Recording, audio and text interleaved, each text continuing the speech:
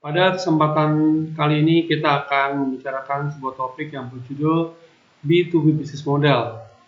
Learning goals yang diharapkan dari peserta adalah peserta dapat mengerti tentang bagaimana membangun digital business model, dan kemudian peserta dapat mengerti tentang sourcing business model, sales business model, dan supportive collaboration business model. Ya, kita lanjut lagi dengan topik berikutnya, yaitu tentang B2B business model. Ya, pada pertemuan 9 ini. Jadi karena kita bicara B2B, business to business, artinya kita bicara dari antara perusahaan dengan perusahaan, organisasi dengan organisasi. Ya, kalau sebelumnya B2C, ya kita bicara antara perusahaan dengan customer, yaitu banyak hal yang sifatnya private. Nah, tapi kalau kita bicara tentang B2B, ya, ini pasti bicara transaksi antar perusahaan secara eksklusif, ya. Nah, mirip seperti 4C, ya, 4C, 4C dari bisnis model tipologi yang sebelumnya. Nah, kita harus bedakan antara value chain dari sisi individual dengan value chain dari sisi bisnis.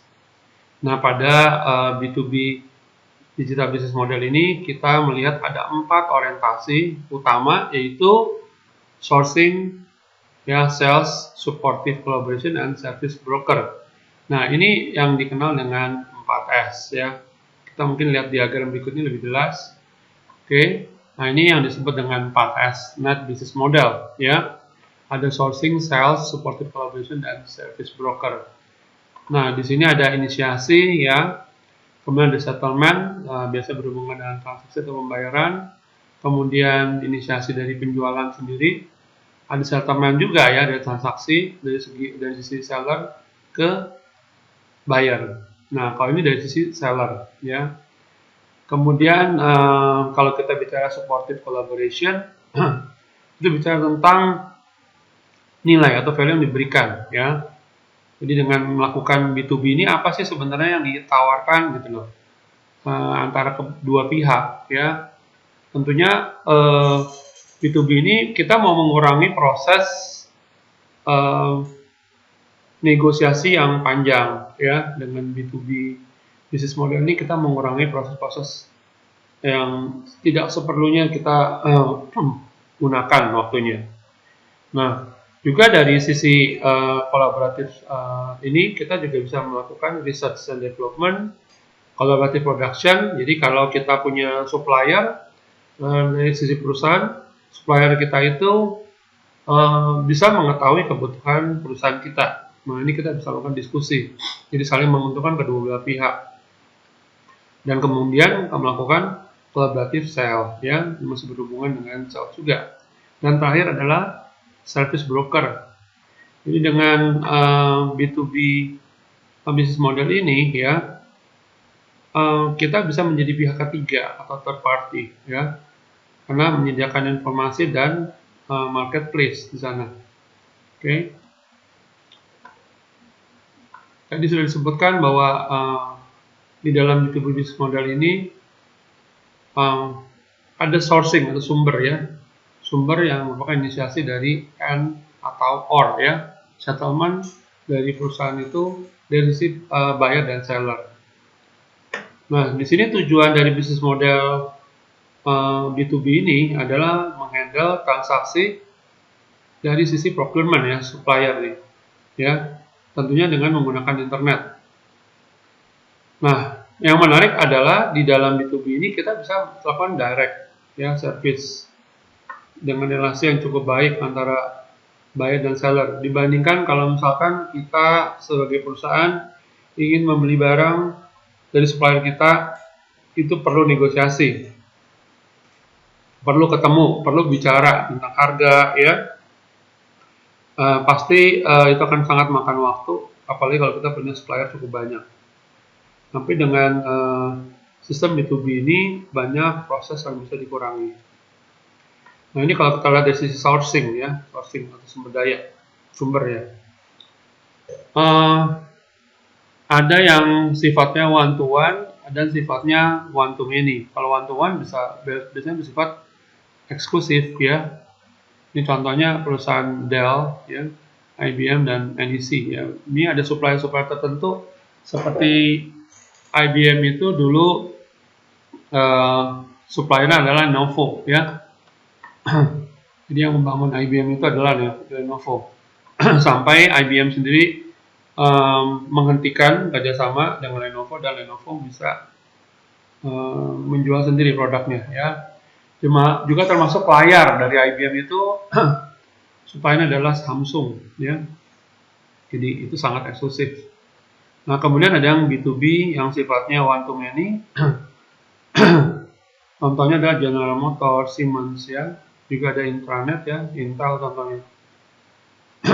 Jadi ini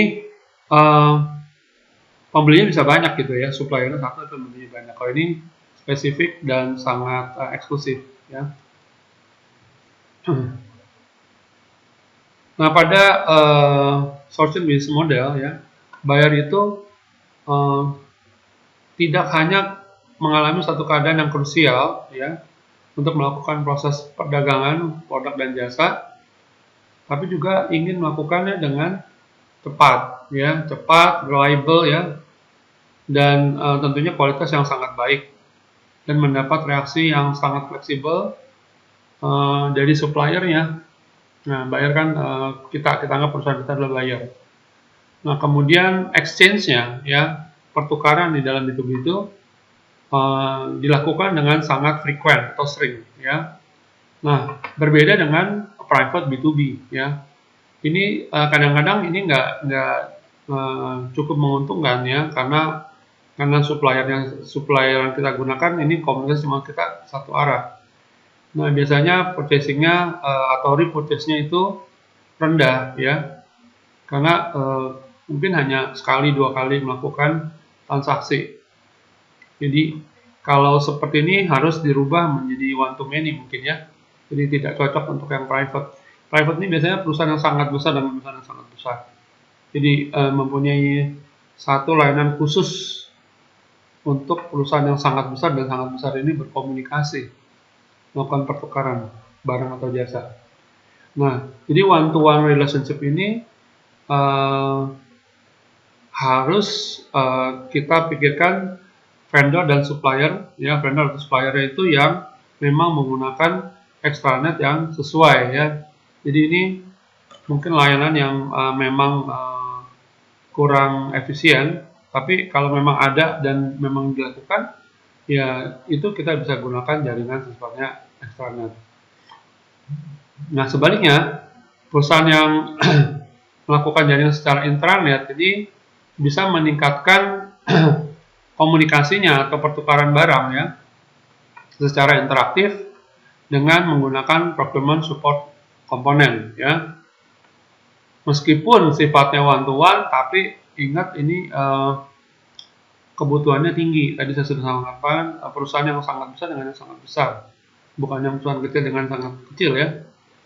Nah, ada yang tadi kita sudah bicarakan B2B secara private ini one to one, itu contohnya pada NEC, Dell, IBM yang saya contohkan, dan biasanya mereka melakukan pertukaran ini dengan menggunakan EDI ya, Electronic Data Interchange. Ini adalah sistem atau ada mesinnya ya, itu untuk menukar informasi, khusus untuk detail dari produk yang dikirim atau dipesan ya, dan harga serta pembayaran. Nah, ini menggunakan EDI. Nah, berikut kita melihat tentang value chain ya, jadi sourcing business model. Nah, ini requirement, search provider, kemudian select provider, kemudian order dan process order. Jadi sini kita bisa melihat apa sih yang dibutuhkan acquisition-nya ya, jumlahnya berapa. Nah, ini biasanya sudah ada detailnya, makanya ini kemungkinan salahnya kecil sekali ya, dibandingkan kita menggunakan cara tradisional gitu. Kemudian di sini kita lanjut dengan search provider. Ada potential provider ya, contracting. Jadi kita melakukan kontrak dengan provider itu. Kemudian kita memilih provider dan barang ya, lalu melakukan proses order. dan melakukan transmisi, ya termasuk di sini adalah bicara tentang transmisi informasi untuk pembayaran, ya. Jadi kita bisa dikirimkan invoice. Oke.